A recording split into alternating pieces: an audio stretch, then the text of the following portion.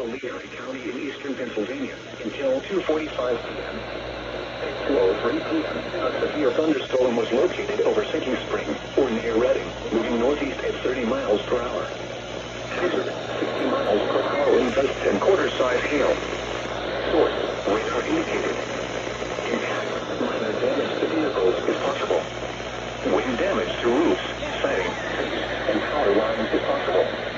Locations impacted include Reading, Wyomissing, Birdsboro, Kutztown, Fleetwood, Sinking Spring, Loyalville, Wurtersville, Thompson, Norfolk, Valley, Beaconsville, Lyons, Spring Ridge, Killington, West Reading, Bordertown, Norton, and Kenworth. This includes the following highways: Interstate 78 in Pennsylvania between Vermonters and